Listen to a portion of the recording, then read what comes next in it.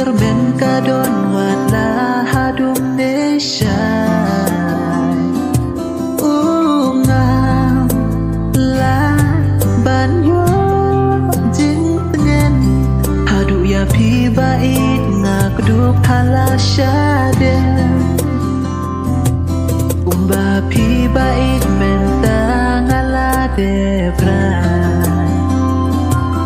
kajing ya long ka wei jing im ka nang jana una ne bana phia ring ka ngin kermat kan jing su ken ngin yo ma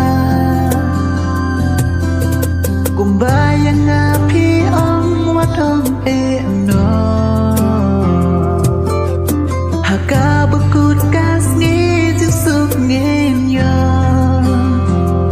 hamet badum ngatrang tang ya pi bai thang api long kum jing shai kas ngi ha thwe jing e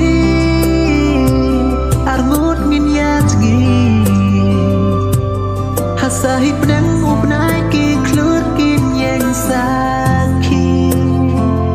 ya jing I jongi ya jing I jongi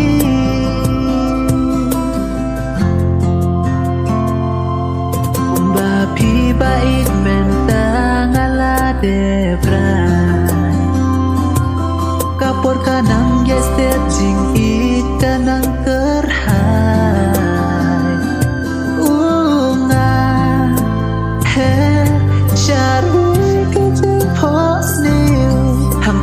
pi nga shem ya nga pi wan kersil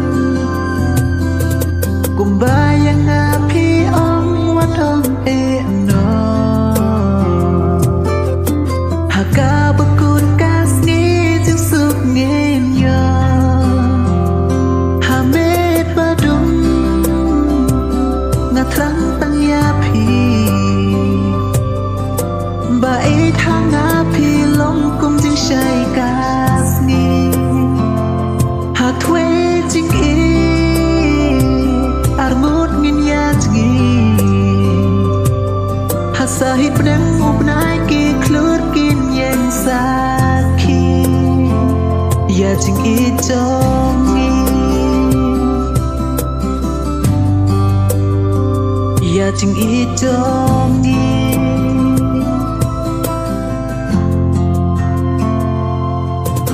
để tăng happy marwe ngashanya ske ya pi bai ngan kudu phala shade hamet badum ngatrang tang ya pi bai thang api long kum jing shai kas ngi ha thwe jing e armut ngin ya jgi ha sahib nang upnai ki klut kin yang sakhi ha sahib nang upnai ki klut kin yang sakhi ya jing I jongi ya jing I jongi